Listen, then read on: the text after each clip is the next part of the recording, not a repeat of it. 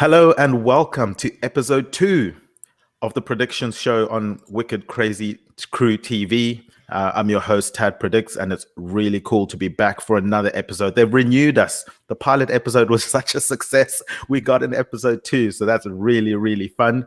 Thank you guys for joining us. Obviously, I have a special guest here this week. He turned babyface this week, which was a massive surprise to me. It was really fun watching his promo. Obviously, he'll share his social media with you guys. If you haven't seen his promo, I highly recommend go check it out. I think he's got it on YouTube as well. Really fun from the heart promo, calling out our current, I don't know if I can call him champion at the moment, but the current leader on the leaderboard of our predictions show. Obviously, I said this is episode 2. We brought Ray on Angry Beaver. He got 70% of his predictions correct for WrestleMania. There was a little bit of a heated debate between our guest here, anakinjmt, and Ray, and they've kind of had a feud over the last couple of weeks on Crazy Wicked TV. Anakin, first and foremost, welcome to the show. How are you feeling about having to put your money where your mouth is when it comes to predictions?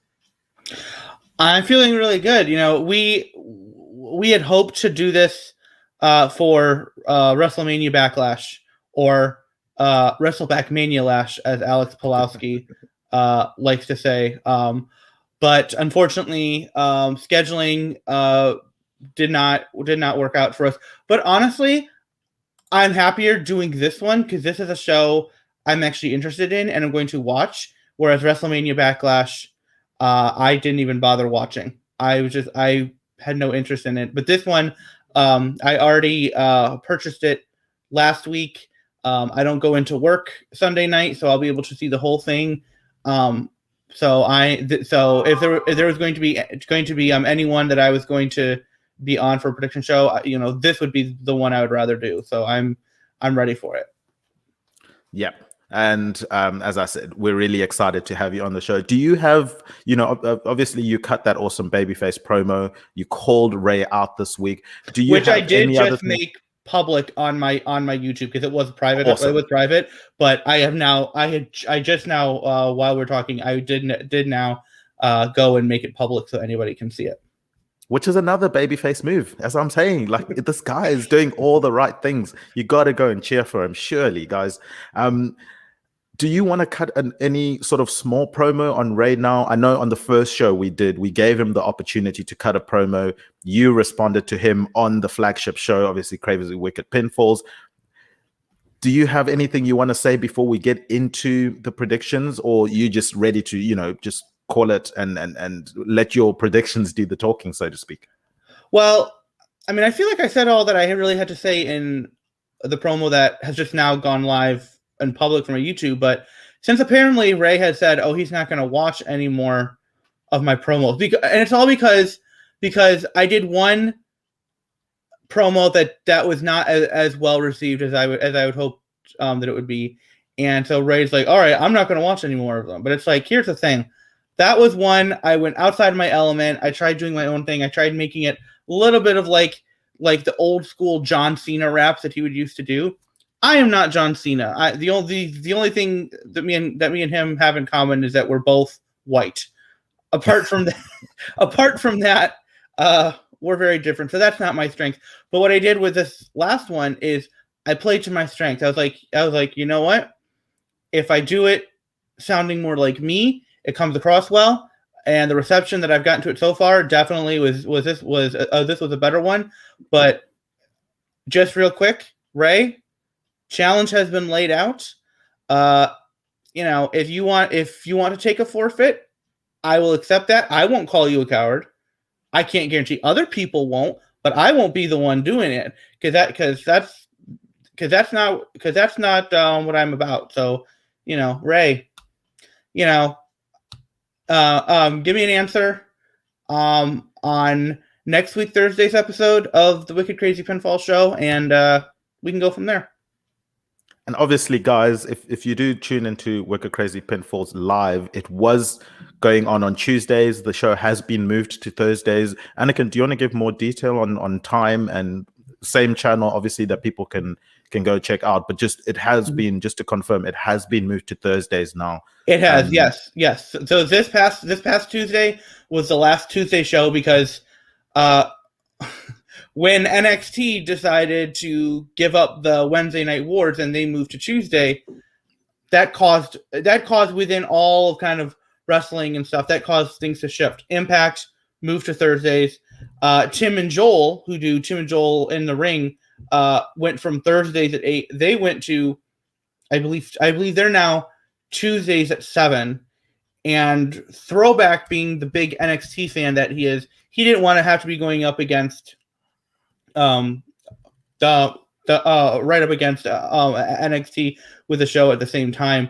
But he wanted to hit that 1 year anniversary first. So we did our regular Tuesday show on Tuesday. Then there was a special 1 year anniversary show on Wednesday, which was insane. I think they had up to 10 people at one point. I mean, you had, I think, Sean Ross Sapp was in there, Jeremy Lambert, Rob Wilkins showed up, Jeff Hawkins was in there, a lot of different people from the Fightful community were there. And then Thursday night was the first official Thursday show, which is now going to be the new home, youtube.com/throwback at 27, or if you're watching this on Twitch, twitch.tv/throwback978. I think I got that right. I'm pretty sure that's right. If it's not all, I'm corrected. But yeah, and that will be Thursdays at 8 o'clock. Our goal will be to wrap up right around 9, because then Warren does the Mr. Warren Hayes show at 9 o'clock on his channel, youtube.com/Mr. Warren Hayes. He's a good friend of the show and of a whole lot of us on here. I'm on his Discord, so we want to make sure we try to wrap up right around 9 o'clock so people can then go over there and show him support. So every Thursday night, 8 o'clock, youtube.com/throwback27. Awesome stuff. That's really cool. And I'm not just wearing this referee's shirt for nothing. I have obviously been a part of the background team that is organizing a title belt that will be defended on this channel. Obviously, really exciting stuff. Throwback has been really wanting to do this for quite a while and trying to figure out how do we implement some sort of title belt that we can, have for the fans, for the wrestling community. And when we were sitting discussing it, I currently, cheap plug here, but I currently host a soccer in the US, football here in the UK, a soccer predictions show. And we recently had a champion, crowned this past week on our show as well. And I was saying to Throwback, this stuff, fans really do love getting involved in sort of predictions of sport, or, sport entertainment, if we're going WWE wise. And we could do something really fun here. So what we've decided is we're going to create a bracket that's going to have all the different people that want to compete in this, in the inaugural bracket competition, should we say, for the belt. And the belt obviously has been commissioned, which is really exciting stuff. So that should be hopefully with us very soon. If we can get that target of Money in the Bank, I think that would tie in really cool, really nicely. But have people go head to head, give their predictions on pay-per-views. So if it's Money in the Bank, maybe we just have a mega bracket for Money in the Bank, and we have head to head, and we see who advances to the next stage. And at the end of that bracket, we're going to have an inaugural champion, and then that champion is going to hold the belt, and they're going to take on all forms of challenges. And if you want to build up your cred as a challenger, you can challenge other people. And we're going to have the rankings. I've got a spreadsheet that's already started with the names of everyone that's competing. We're making sure we're keeping all the predictions, all the scores, all the percentages. So we know who are the contenders. We know who is likely to face a champion, or if the champion calls someone out, maybe they deserve a title shot. Maybe, as I said, you and Ray have started kind of the first feud ever on this predictions show. Ray started it. I didn't start it. And I've tried to end it. And Ray, I'm in Ray's head. And as much as he doesn't want to admit it, I am in Ray's head. He can't not talk about it. So now here's the thing about those brackets is there's a possibility that it may end up having to shuffle because the challenge I gave to Ray was that whoever won, they would get a guaranteed title shot before the other person. Not that they would be the number one contender, just that the other person who lost could not get a title shot before the person who won. And what I said was that if there is some sort of competition to determine rankings, the person who lost is not eligible to be a part of that. They have to wait until the person that did win gets a title shot before they can then enter into contention. That is pretty cool. So they're starting from the bottom. They're really gonna have to work their way up to try and starting from the bottom. Now we're here. Now we're here. Well, we know what's going to be here this weekend. It's AEW Double or Nothing. Obviously, as I said, we've got our predictions here. I've also got Ray's predictions here as well. So, Anakin, as I'm going through your predictions, I'm going to reveal Ray's predictions as well. Mm-hmm. And we'll get your reaction to those as well. We'll see how you guys pair up. And then obviously, we'll get the stats guys behind the scenes to calculate everything, make sure that the scores are correct. And we will reveal that hopefully on Thursday's show. It's not Thursday's show, and that will be all really good fun. But Ray, let's get into this card. Is there any specific Anakin match? I'm not Ray. Sorry. Anakin. Anakin. Get it Sorry, straight now. now Ray's in my head. No, what's going on here? No. Sorry, Anakin. Anakin, do you have a specific match that you're targeting here, either to get perfect, this perfect score in where you guaranteed know what's going to happen, or just a match that you're really happy to watch this week, your favorite match, let's say? I mean, the answer to that is both. It's the match I've been wanting to see the most. Britt Baker versus Shida for the AEW Women's Championship. And that some may say, oh, that's a cop-out because it's pretty obvious what the result is going to be. But I've been ready for Britt to get this title shot for months and months and months now. And we'll talk about it when we actually get to that match and previewing that match. But that's the one I'm definitely looking forward to the most. Awesome stuff. Well, we will get to that match, but first we start off with Serena Deeb versus Rijo. Obviously, she hasn't had a match in quite a while. She steps up to take on Serena Deeb for a championship belt. Obviously, not an AEW championship belt, mm-hmm. which maybe influences your predictions here. What do you think is going to happen in this match? So this is interesting because there's a lot of speculation about Rijo and about her contract because she was offered a contract, I believe it was after Double or Nothing 2019, and hers was one of those 2-year deals. That was what had been reported. So there's been a lot of speculation of, is her contract up after the show, or is it going to be coming up in the next month? She did release a video today. I haven't had a chance to watch it yet, but from what I gathered based on comments, what people are saying, sounds like there's more she still wants to do in the U.S., which means she would be continuing to work in the U.S. So obviously staying with AEW would make a lot of sense. As far as this match, it would be very cool to have Rijo be the first woman to be the AEW Women's Champion and the NWA Women's Champion. But I think right now, Serena is really good holding down that belt. Whatever weird state the relationship is between AEW and the NWA is, where that's the only title that shows up, and Thunder Rosa is the only NWA person who actually shows up on a regular basis. That's definitely going to be a match that I'm going to be excited about seeing. But my prediction is Serena will walk out still the NWA Women's Champion. Interesting stuff. So off the bat, you guys are both in the same line of thinking. Ray's also predicted Serena Deeb to win this one, and I think that's quite a safe bet in terms of what she's done so far, holding the title. They haven't really built up this match as sort of a big feud that you can see culminating in Serena losing the title. So I think that's a good decision on that one. Now, obviously, I might throw in some predictions myself every now and then, but I'm not obviously eligible for the belt. I mean, I've already got one belt over here, and I don't want to steal TBD's gimmick of being two belts. Drew, I'll be TBT, two belts Tad. But so I'll give predictions every now and then, but I won't necessarily give, especially for matches like this one.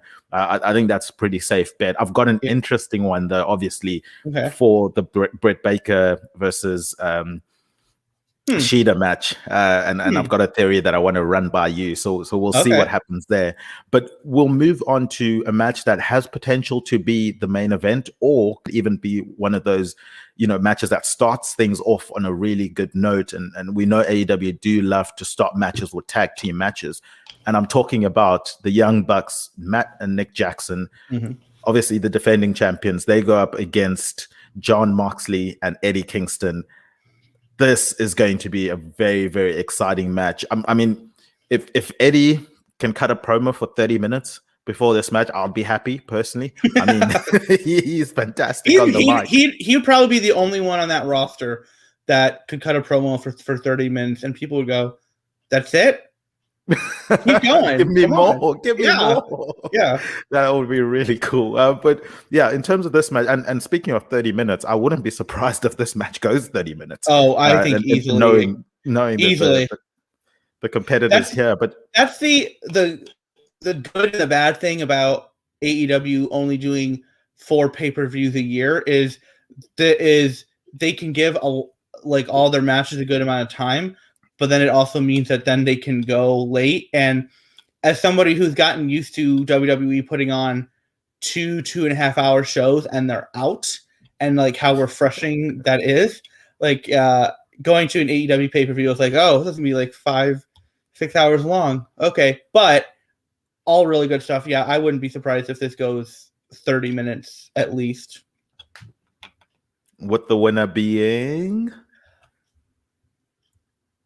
See, this is what's interesting, because this is an interesting one, because it's Moxley and Kingston, who they're not a conventional tag team. I mean, Moxley even said that in his promo last night when he finally had a chance to give it, when they weren't getting cut away. Did you see this? What happened on Dynamite last night?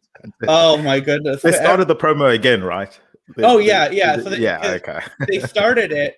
And then at like a minute into it, all of a sudden it cuts to commercial. I saw people in Canada going, "What are you doing, TSN?" And their feed was ahead of mine. So I'm like, I don't know what they're talking about. And then TNT does it, and I go, "What?" And I look online, and everybody's saying it. And thankfully, they came back from commercial. They redid it. Yeah. All good.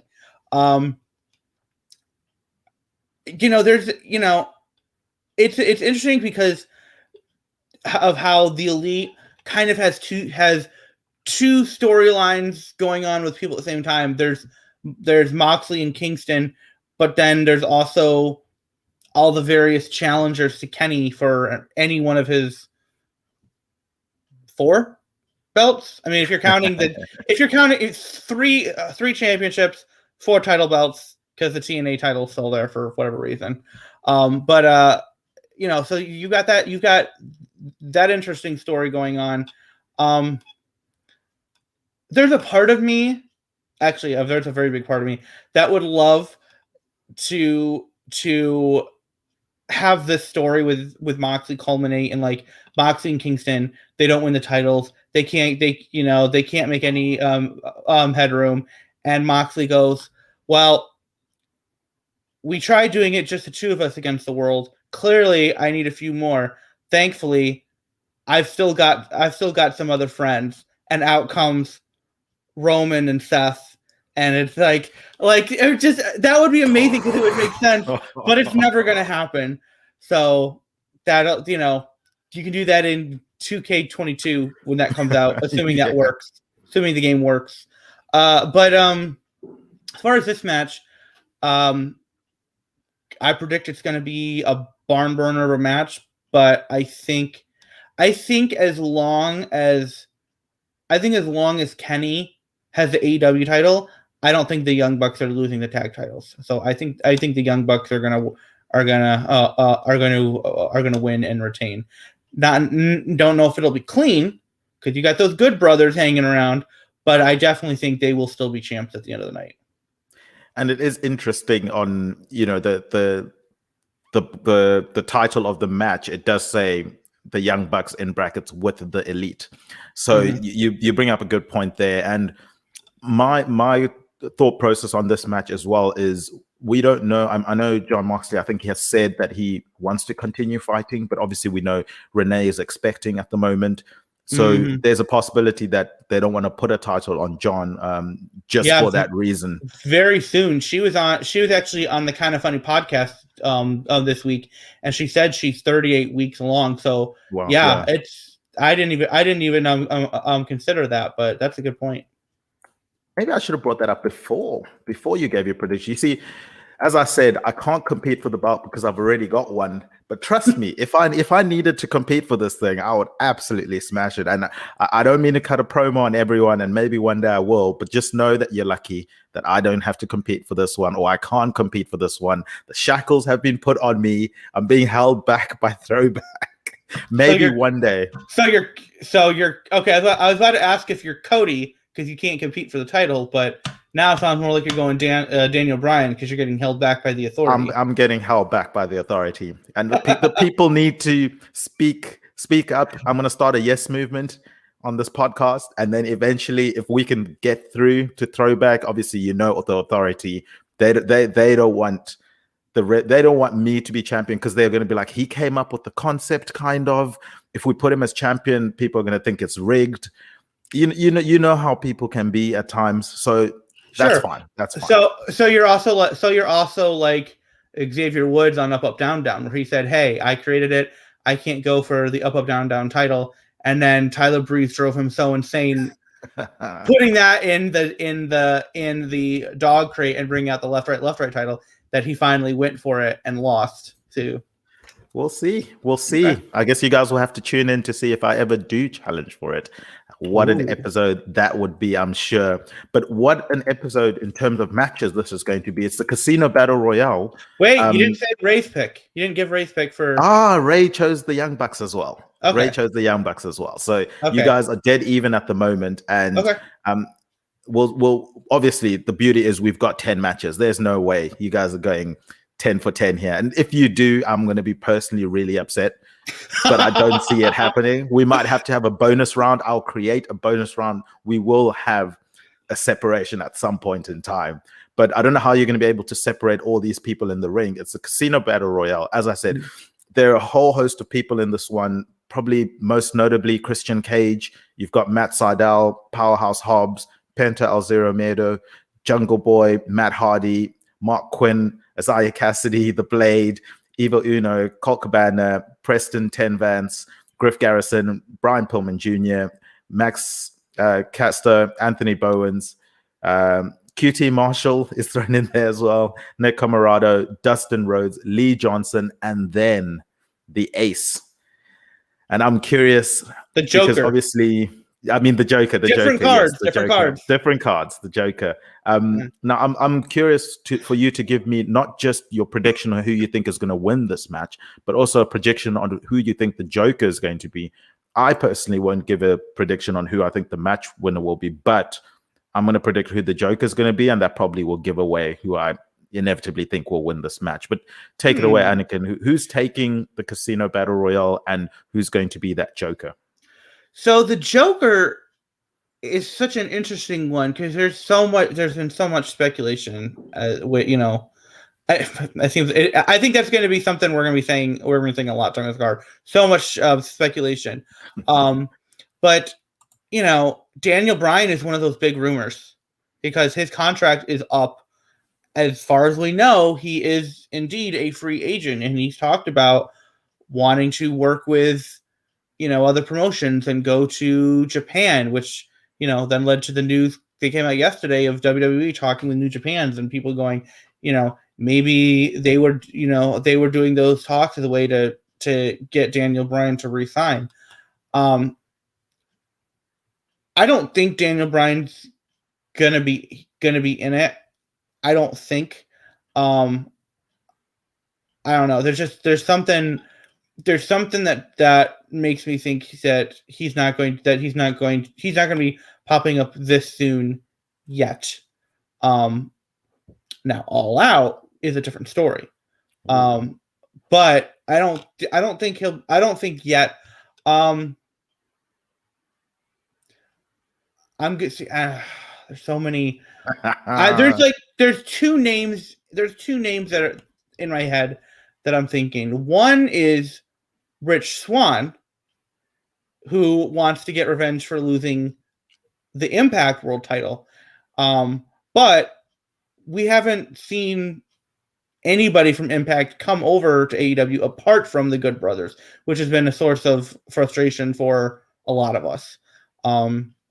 Especially when going into the match at I don't remember what the name of the TNA paper or what the name of the Impact pay-per-view was, but going into that title for title match, the fact that AEW did no promotion for it whatsoever, a lot of people were frustrated with that. So I don't know about that, but Kenny's got another opponent already, one Andrade, and that would be an interesting choice to have him appear. So I'm going to go with Andrade as the Joker, but I don't think he's going to win. Oh. I don't think he's going to win. Now, who do I think is going to win? I'm going to go QT Marshall. What? That is a left field if I've ever seen one. I'm going to go QT Marshall.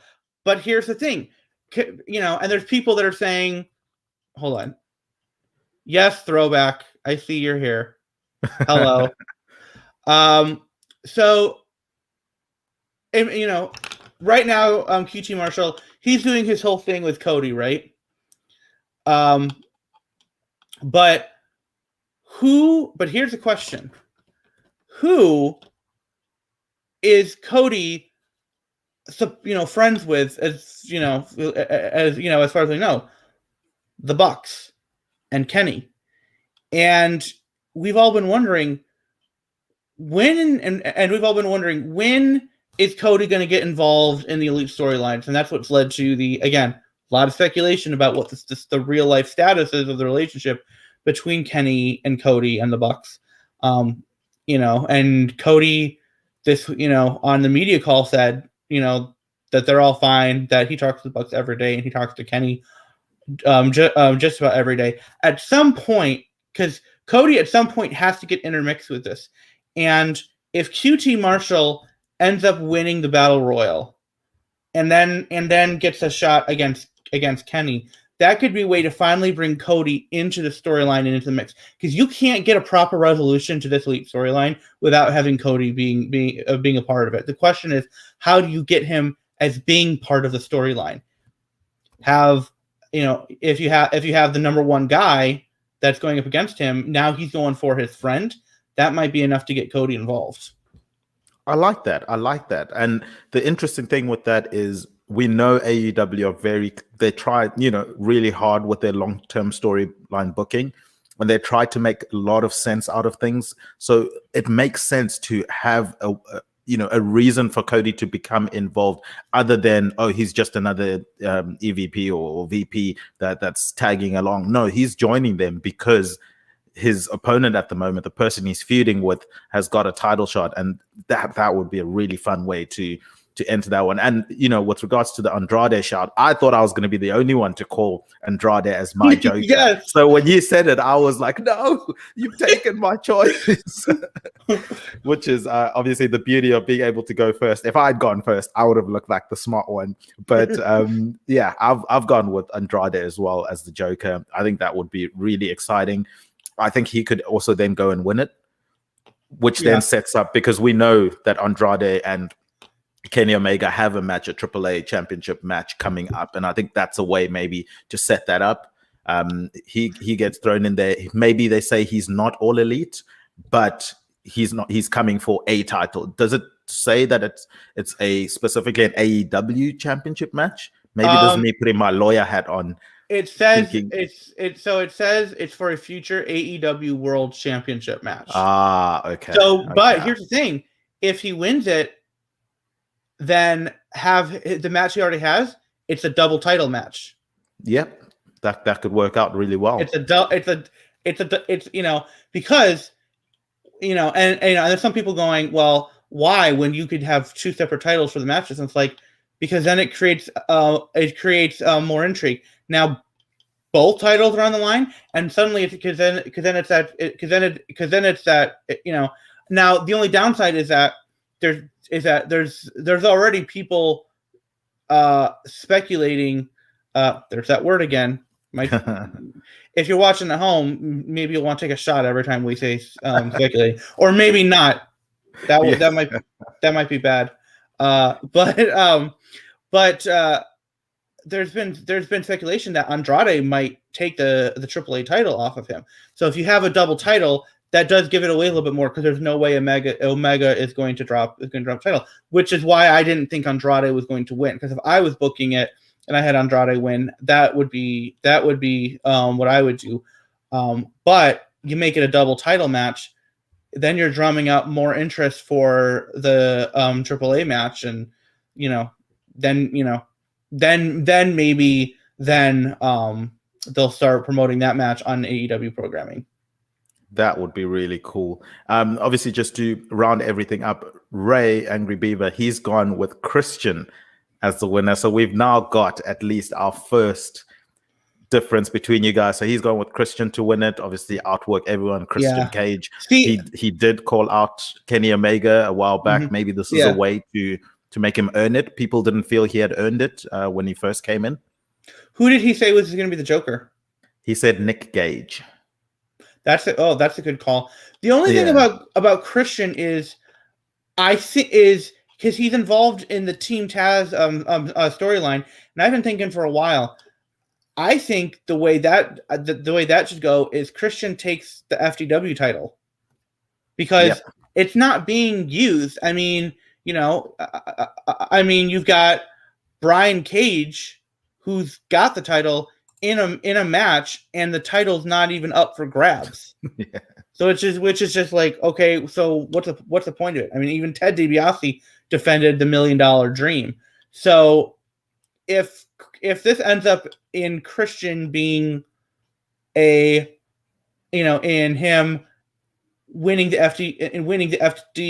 FTW title, I think that's the way that should go. So that's why I wasn't thinking Christian was going to win, because what Christian has said was that he was here to win championships.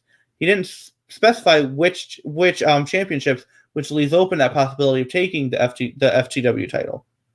And I agree with that, in the sense of then you can have Christian defend it against all the individual members of Team Taz, and then he can move on with the belt to then opening it up. It can even be the belt for the second show.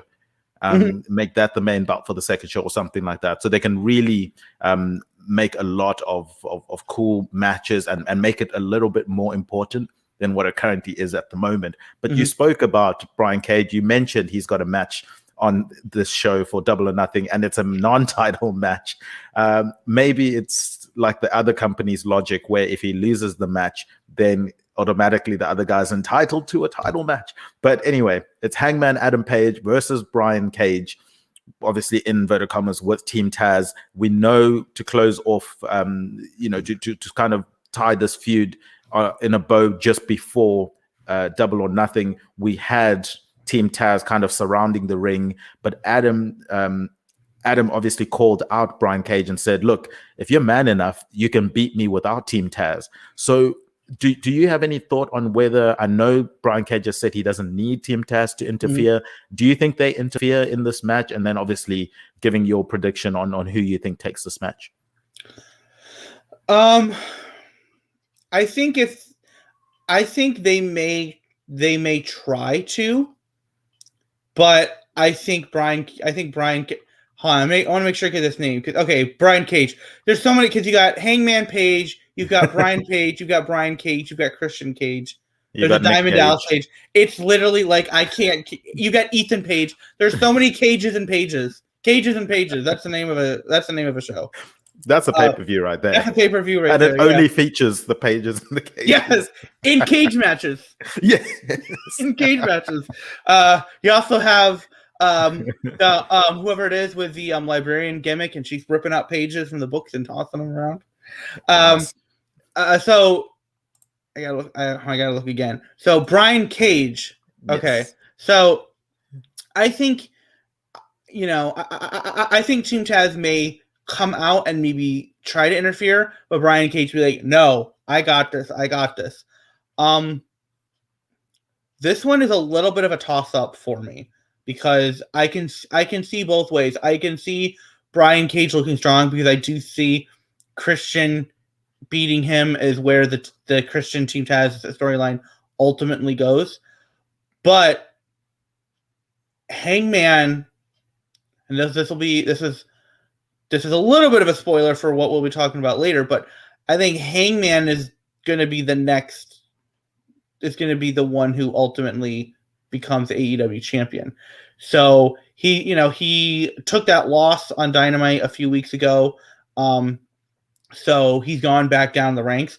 So you have to start building him up. But I think if he wins this match, I think he climbs up the ranks too fast.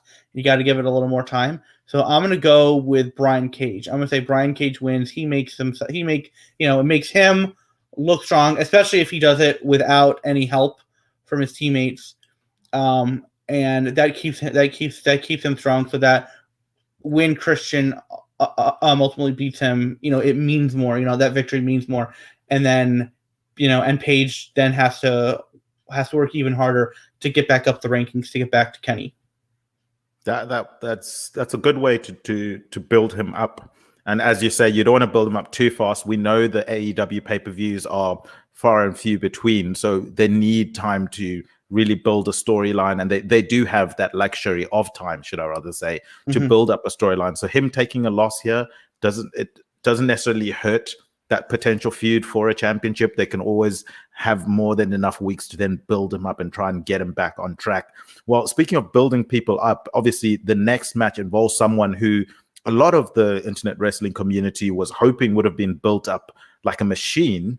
And we've mentioned Brian Cage. I'm not going back to the Brian Cage match. I'm talking about Miro. Now, Miro came in, destroyed Darby Allin in their title match. He now holds the TNT title match. And it was quite interesting on AEW. I don't know if it was one of the commentators first called it the TV title, and then they corrected it. TNT Tony title. Schiavone did, yeah. He had a flashback to WCW. Yeah. And I'm wondering if maybe they've had discussions about changing it to the TV title, considering their move. They did say that they were going to be keeping it named the TNT title. The problem is that the logo is TNT's logo, like the stylized logo for the network. Because there's been a lot of people saying, oh, well, the show is called Dynamite, so having the title be the TNT title, like it all works together. But it's like they chose the name Dynamite because it was airing on TNT. Yes. So it's kind of one of those weird things. It's like okay, it's Dynamite. It's been established Dynamite. They're not ever going to change the name. But yeah, they did say the TNT title will remain the TNT title even when it's on TBS. Awesome. Anakin here, not just with the predictions, but with the scoops as well. Maybe we should call you Scoops Anakin at JMT. I just listen to Sean Ross Sapp. That's all I do. I get all my info from Fightful. Awesome website. Yeah, guys, go check out Fightful.com. What do you reckon? Miro versus Lance Archer. What are your predictions for this one? Miro. It's going to be Miro. He needs to look. He has.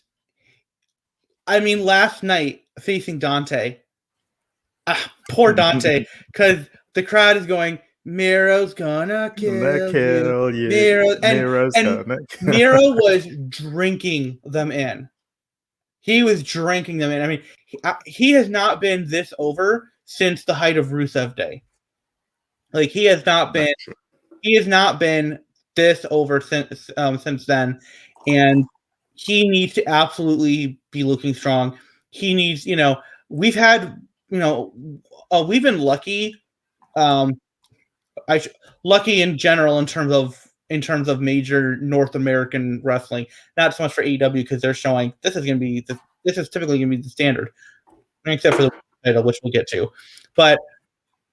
At least all of their men's titles have had really good, solid defining reigns, and the TNT title is no exception. Cody, Brody, and then back to Cody, and then Darby Allin. And it is Miro's time. He should have a nice, good, long reign with that title. Lance Archer, it'll be two to do the censored version. How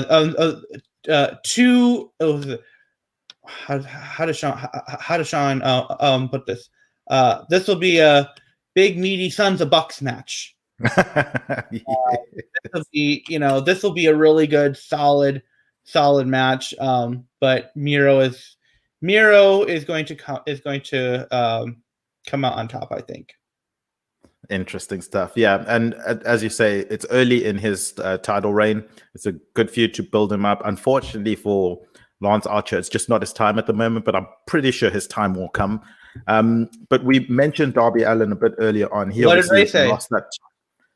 Ray said Miro as well. Okay. Yeah. Now, before you move on, we have a question from the audience. Interesting. Throwback says, go ahead. You're the host. Go ahead. Yeah. So Throwback says, so I want to ask the ref, what will be the best match on the card? Can I build Tad up? Because dude is a killer ref. I mean, this guy calls it down the line. I mean, I can't wait for this tourney. I'm excited for the tournament as well. And as I said, I do want to call this one down the line. If the shackles ever come off, it's going down. That's been said clearly. If I do get to challenge for the title, it's over for everyone. They're going to ship it to the UK. I'm in the UK, and you guys are never going to see it again. It's never going to touch American soil. We are coming to take over, but that's not going to happen yet. I wonder if the reason you're shackled is because nobody can afford to ship to the UK. I'll ship it myself. I will ship it myself. Because see, for Ray and I, we live less than 30 minutes from each other, so we could literally just drive to each other's houses and give it. But take it. But to ship over there, I mean, shoot, I sent Sean a package, and it was like, and that was that was on a 2-day thing, and that was like almost $100. Yeah. That wasn't going. That wasn't going across the whole ocean. And you got the customs tax and all of that good stuff. But in terms of matches that I'm looking forward to the most, I'm looking forward to Shida versus Britt Baker, DMD, obviously. But as I said, I'm going to share my reasons for that later on in the show. We've mentioned Darby Allin. Thank you so much, Throwback, for that question. And listeners, if you do, then that's the advantage of listening live. You can send in your questions, we can respond to them, engage with you guys. You can join in the live chat, which is really fun as well. Yeah, well, speaking of which, but we'll show this real quick. Throwback wants to know, what are my thoughts on you going after the owner of Wicked Crazy Pinfall? Any thoughts? All I have to say is it not TBD? TBD going after the owner. Oh, I misread that as Tad. TBD. Throwback, all I'm saying is, I'm willing to be in your corner and defend you, and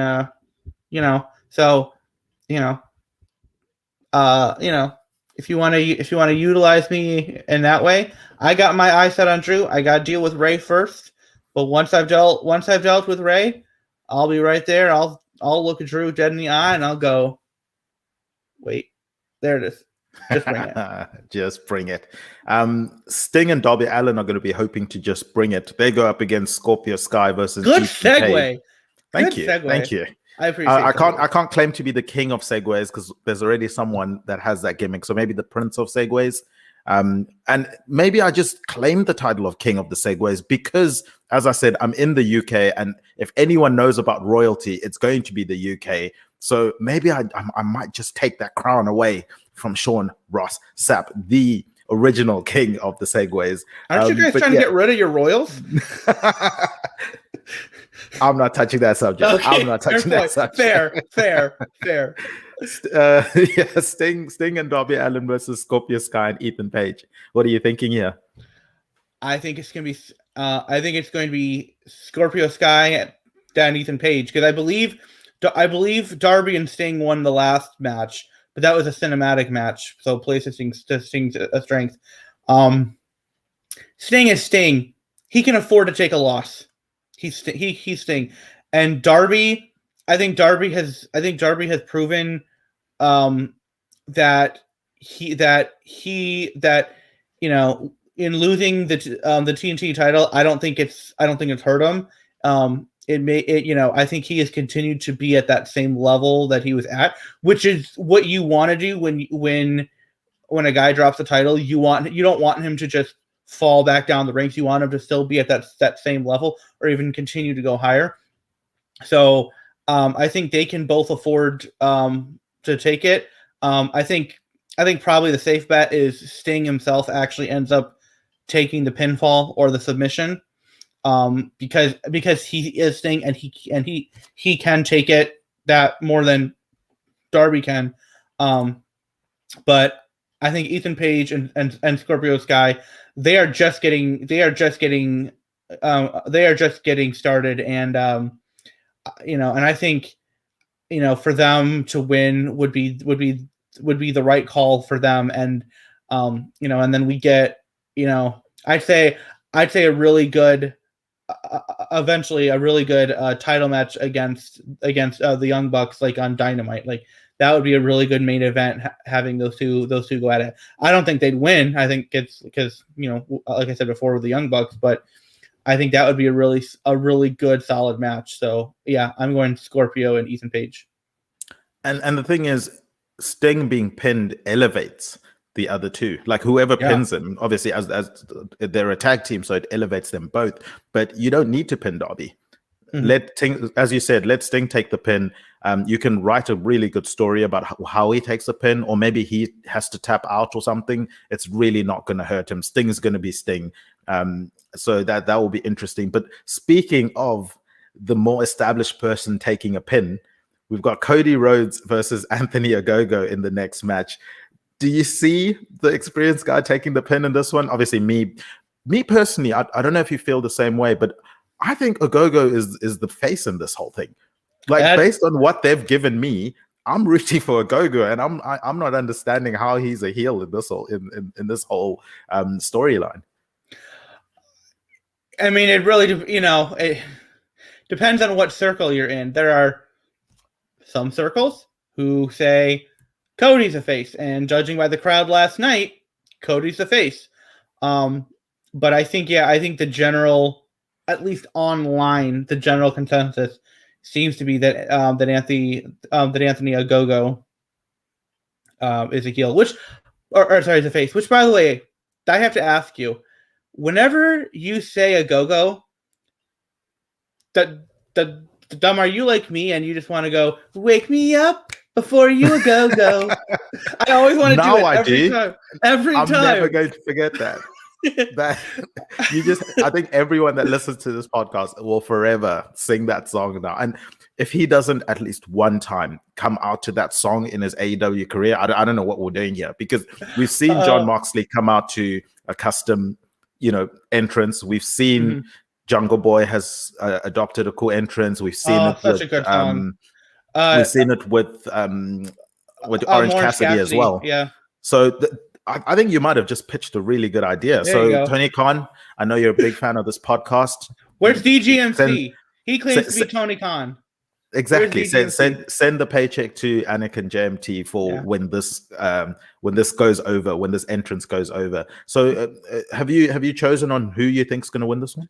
I think it's going to be Cody.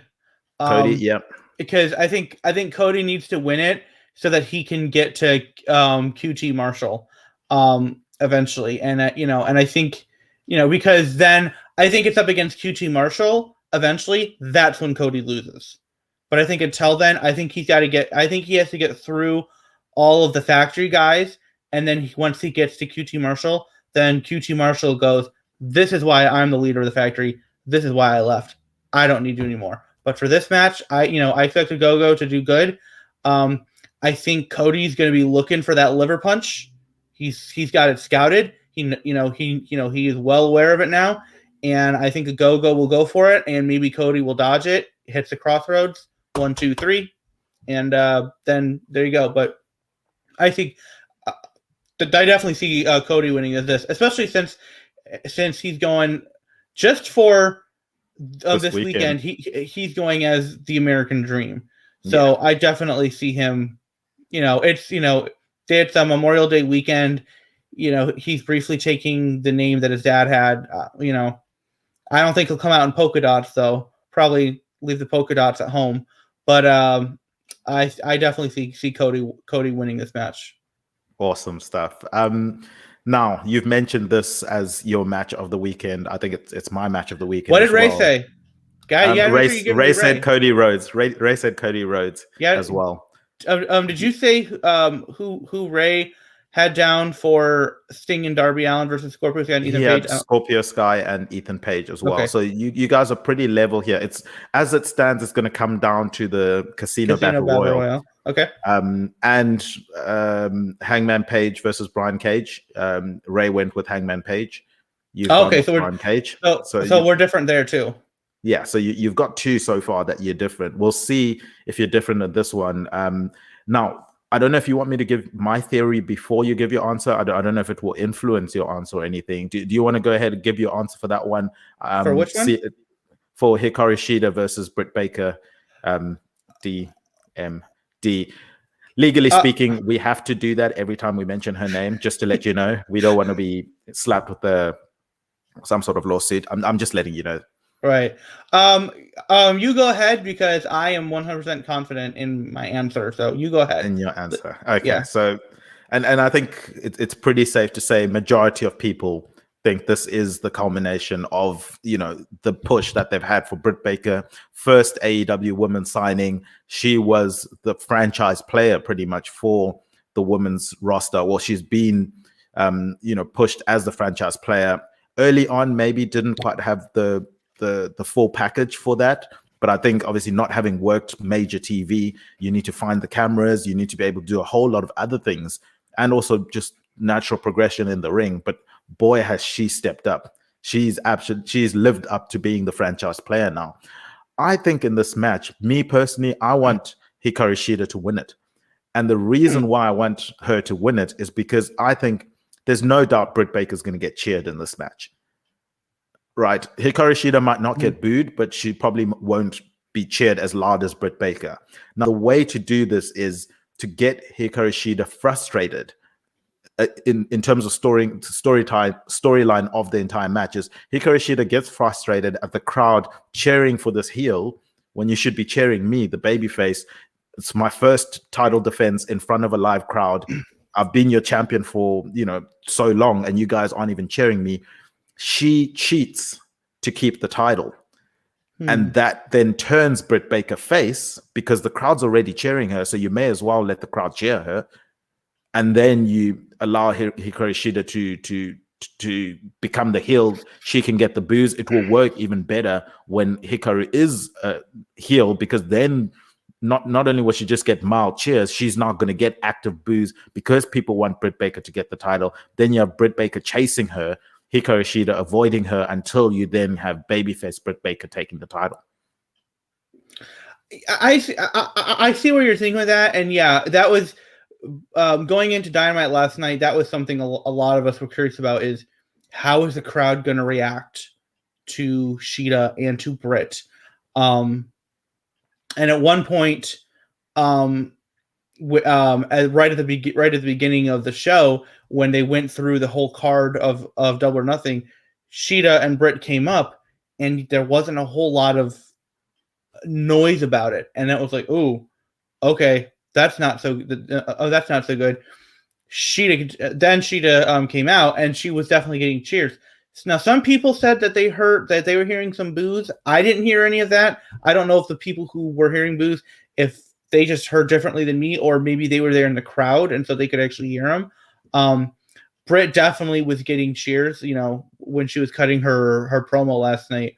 And yeah, it's so hard in this day and age to have there be true heels, because if you're really good at being a heel, people are going to appreciate that you're so good, and they're going to enjoy watching you do that. It's the reason why we love watching, the villains in movies, whether it's a superhero movie or some other movie, because the best villains are memorable and you enjoy watching them because they're so much fun just to watch. And there's definitely a concern that I don't think is outlandish that if assuming Britt wins, that she would get cheered for it. But I think Britt has she's really embraced being a heel. I don't know if she's talked to Adam Cole, baby, about about tips on how to be a heel because he's really good at it too, and he was dealing with a lot of the same stuff too. I mean, when he was NXT champion, he was getting cheers despite being the heel, and then they had him as a face for that short period of time against Pat McAfee. But then going into the Kyle O'Reilly feud, they got him back on the heel and getting booed and having Kyle getting cheered. So maybe Britt has been picking his brain. I know. She's mentioned when she was on Jericho's podcast, she's talked to Jericho a lot, and she said she actually said on that podcast, which was about a year ago now, she said that she originally had never envisioned herself ever being a heel. She always envisioned herself as a face, and now she can't ever envision going back to being a face because she's found her inner heel, and she loves it so much. My idea had actually been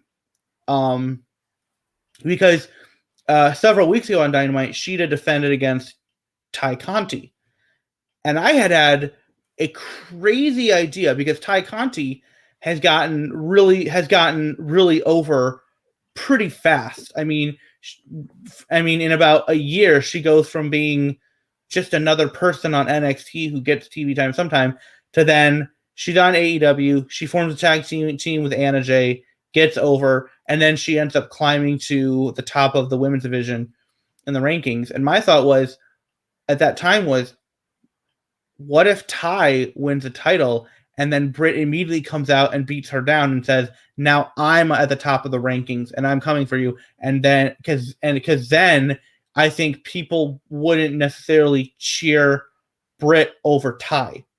Yeah. Because of that, and that would be like a really interesting thing. And that would be how you could then get Britt to then actually be a heel, because now people love Britt, but they love Ty. They love her as champion. And to get that title reign cut so short, it would help to elevate Ty and reestablish Britt as a heel. Obviously, that's not what we got. We are getting Britt versus Sheeta, which is more of a money match than Britt versus Ty. But I'm still going with my call. It is Britt's time. They have managed to somehow keep Britt away from the title for such a long period of time, and a lot of us have been going, I don't understand how like they're doing it. But I will say this, they managed to pull it off. As frustrated as we all were, in the end, it is worth it because we're going to get that match, and it's going to be in front of a full crowd. It's going to be in front of a full crowd. Sheeta gets her one match as champion in front of a full crowd because the whole time she's had the title, they've had only a little bit of fans there. Last night when they had the ceremony where they unveiled the new championship belt, which thank goodness, my gosh, yeah. I was so tired of seeing this little tiny thing. It looked like, did you ever watch WCPW? Yeah. You remember what the championship belt looked like with the first? And they said that the manufacturer had gotten the size wrong, so they got this little tiny thing, and they had to reorder it to get a bigger thing. That's what it looks like. It's like, this looks like a toy. It does. It really does. Now they've got a newer one. It's bigger. I personally would have liked it to be a bit bigger still. Yeah. But I'll take it. I will shut up about it. I won't complain about the size anymore. I'll take it. It doesn't look like this little toy. It looks more like an actual proper belt. So she gets one match in front of a full crowd as a champion. But then, yeah, I think Britt is going to come out. She is undeniably the face of that division now. And I don't, and maybe not tomorrow night, But I think the following Dynamite on Friday, I think Britt will get us all back on booing her, on her getting booed. She will find a way to do it because I think she is that good at it. Interesting. And obviously the fans will play a big factor in that, now having fans in the audience. Fans will also play a big factor for Stadium Stampede. The last one we saw. Hold on. What did Ray say? Ray chose Britt Baker. You keep forgetting about this. The reason why I keep forgetting is the ones that you guys have the exact same score. Okay. Oh, prediction. I end up not reading it because I'm like, oh, it's the exact same answer. Okay. But yeah, so Stadium Stampede. You know that, but I don't know that. So I was like, I want to know what he says. Okay. All right. So he's gone Britt Baker as well. Stadium Stampede, we'll see how the fans are involved and integrated into this match. It's the Pinnacle, which is MJF, Wardlow, Shawn Spears, Cash Wheeler, and Dax Harwood, with Tully Blanchard versus the Inner Circle, Chris Jericho, Jake Hager, Sammy Guevara, Santana, and Ortiz. How do you see the Stadium Stampede going? Is there a clear-cut winner for you in this one? Yeah, I think it's the Pinnacle for sure, because the Inner Circle had a good run. It's run its course.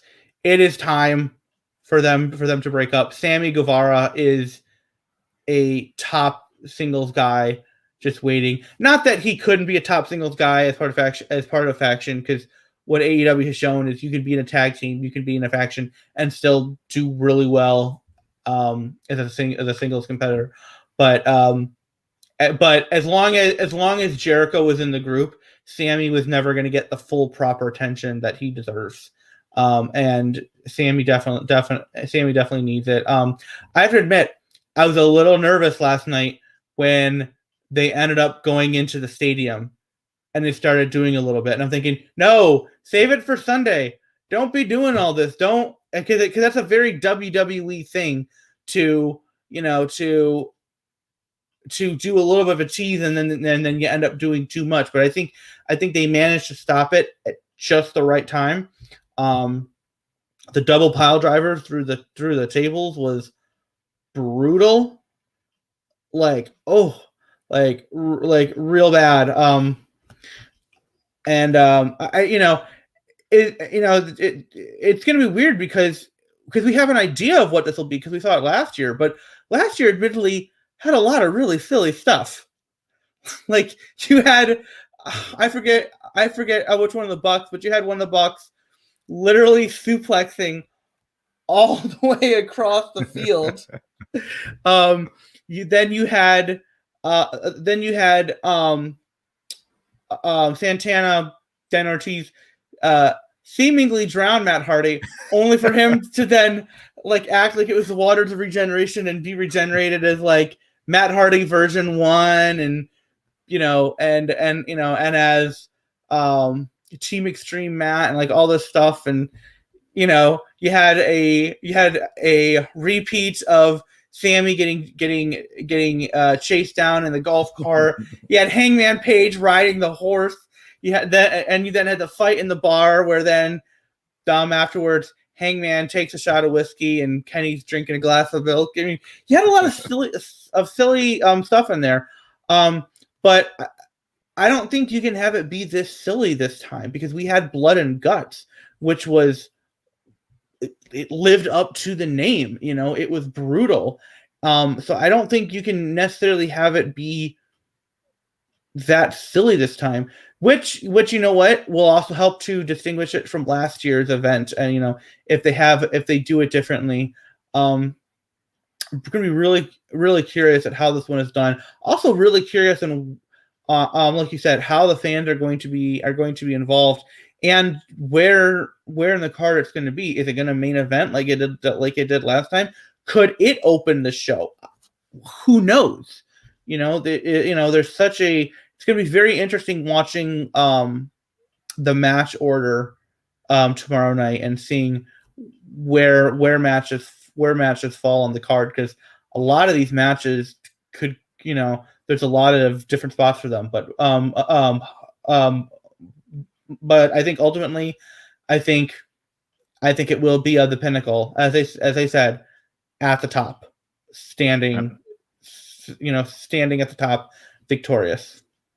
And it would be a goodbye for the Inner Circle, because if they do lose this match, they do have to disband. That will be interesting. Well, Ray doesn't think they're disbanding. He's keeping the band together. He's gone with Inner Circle for this one. Did he say why? Like, did he give his reason? Well, he has done a full breakdown on his channel. So if you guys want to go check out the details, go look up Ray's channel, and then I will get his Twitter handle as well, so that we can. Yeah, what is Ray's channel? I'll get that for you. Get that for you. All right, I didn't know if you had it offhand. No, I've got it somewhere, but not directly offhand. But in terms of kind of the thought process behind it, I think it's just they're not ready to disband it, and it can kind of continue the feud.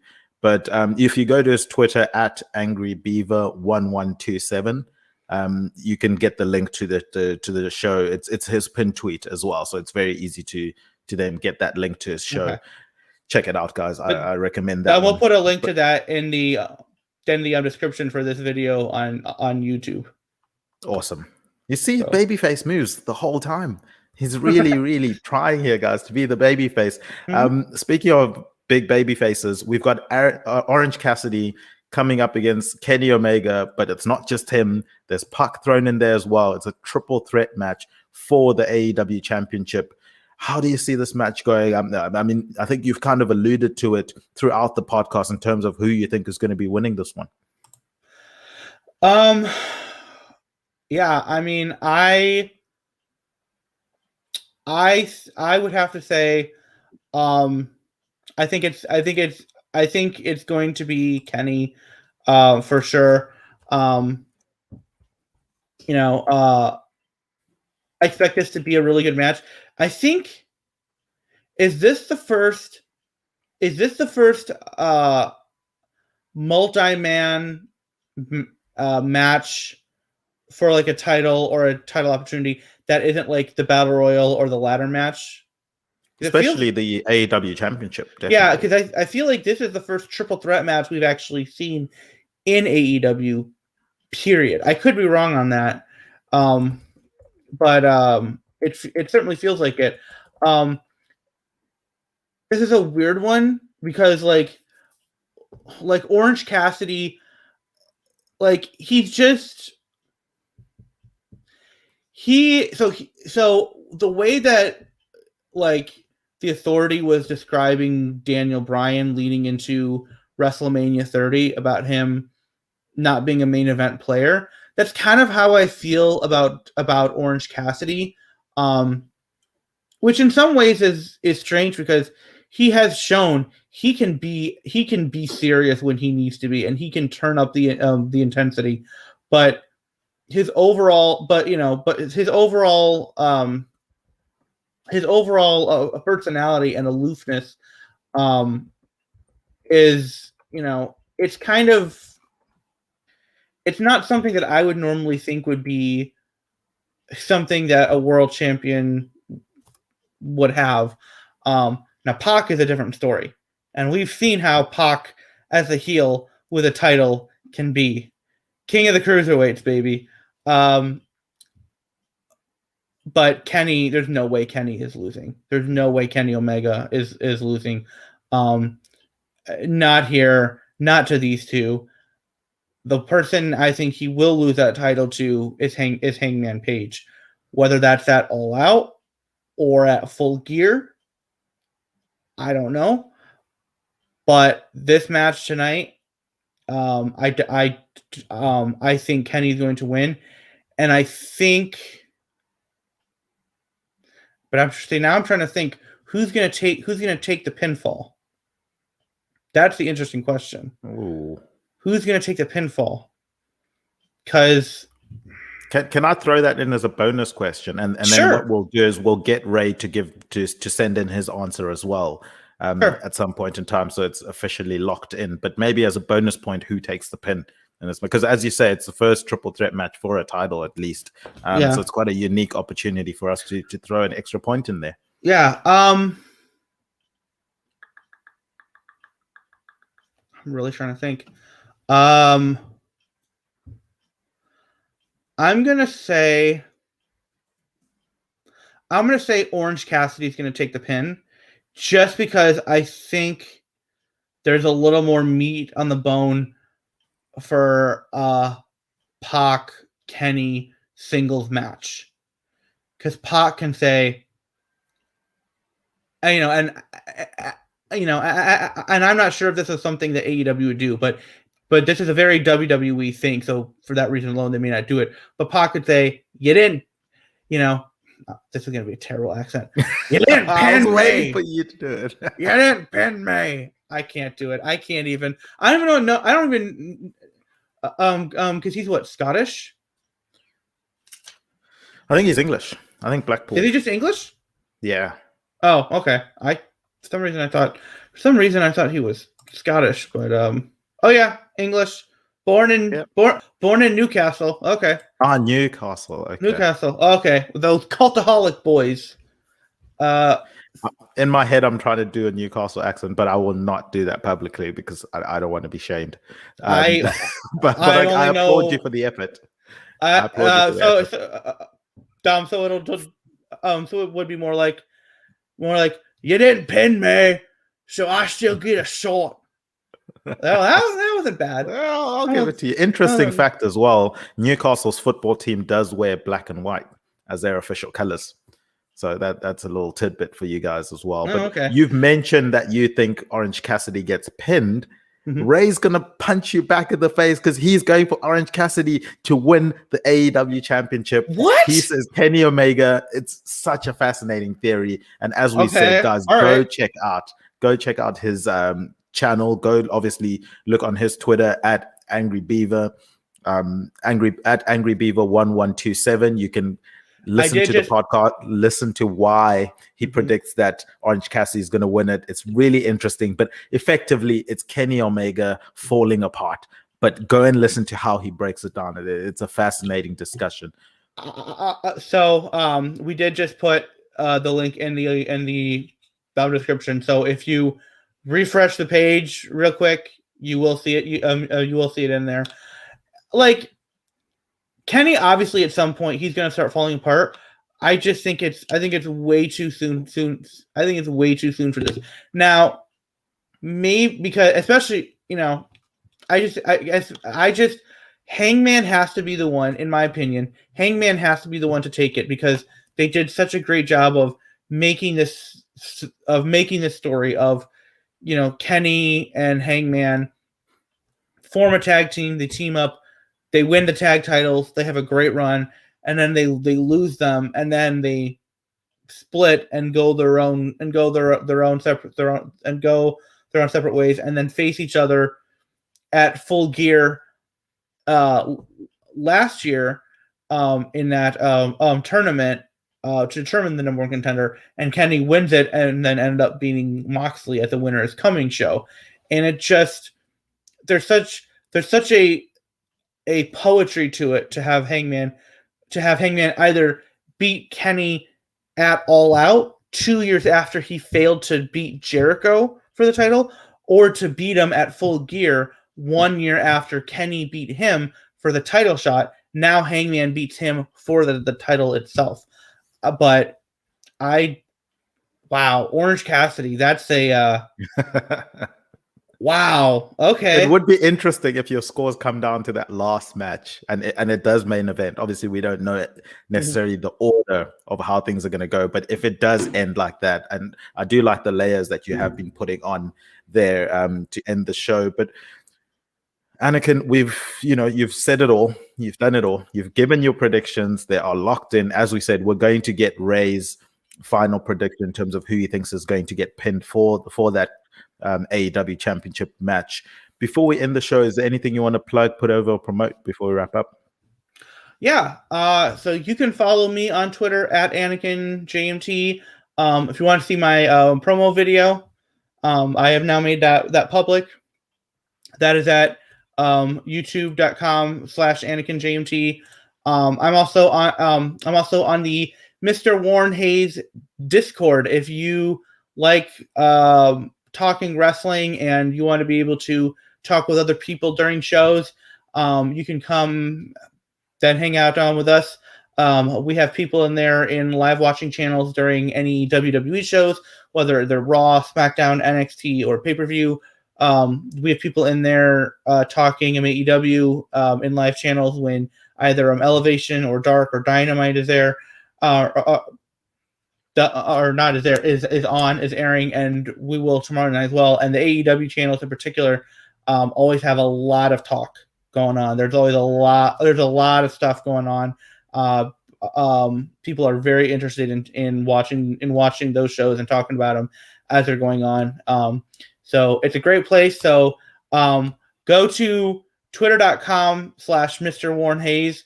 I believe it's in his pinned tweet as a link to his Discord that you can go in and sign up and join, and just have a blast talking wrestling, with a whole bunch of other people. And if you ever want to talk like superheroes or comic books or Power Rangers with me on there, hey, I am all for it, man. We've got sections for that stuff too. Awesome stuff. From my end, you guys, as we mentioned earlier on in the show, go check out Wicked Crazy Pinfalls. That's now on Thursday nights. Anakin has given his Twitter account as well. I'm just going to run some of the crew's Twitter accounts as well. Go check out those guys. We've got, in no particular order, JJ, his Twitter handles at king_goat_JJ. We've got two belts Drew, who cut an awesome promo. You guys should go check that one out. He's at Big Money Drew. We've got Bluegrass. He's at North Paul _Jeff19. We've got Joe, who's at JGarn. That's JGARN86. We've got Kevin Stemple, who's at Kevin's with an S _Temple. We've got Wrestling Plug Inc. He's at Wrestling Plug. Ronak Patel, he's at AKMAN Rules. We've got DK, he's at It's Wild Boy. Ray Callahan, obviously the rival for anakinjmt. Ray is at Angry Beaver 1127. As I said, we revealed his predictions on this show, but if you want to get an understanding of why he's predicted certain things, go check out his show. Also, Aaron Entertainment, he's at Aaron J's Fan. We've got Patrick Mason. He's at he's at Pat MAS 98. Obviously, Tim. I saw Tim on the chat as well earlier today. Tim, he's at Tim_Traver. Thanks so much for being on the show, Tim. Joe, Anakin, as he said, he's at Anakin JMT. The guy that obviously runs the ship, pays the bills, the Vince McMahon of this show. Throwback, he's at Throwback978. Go check him out. Go check out all the awesome content that's going to be on Throwback's channel. As we said, the flagship show, which is the Wicked Crazy Pinfalls. From my end, personally, you can check me out at Tad Predicts. Everything that I do is on there. As I said, I host the A Tad Predictable podcast, which is an EPL, English Premier League football podcast. We do predictions. We do a whole host of fun games on there. And it's a really nice introductory podcast for people that maybe want to get into English football and don't necessarily want to get maybe the arrogant podcasts that sometimes come out. It's just a lighthearted, fun podcast. We have some cool stuff lined up for the postseason because the English Premier League is now finished there. And then I will end this podcast, obviously, with my catchphrase that I'm adopting from a Tad Predictable podcast. As I mentioned on the first episode, I gave an explanation of what the catchphrase actually means, which is actually something that was special for this show because I've never given it on a Tad Predictable podcast. So they always hear it, but they don't know what it means. It is from my native tongue because I'm Shona from Zimbabwe, and the catchphrase is Chisinga Peri, Chinoshura.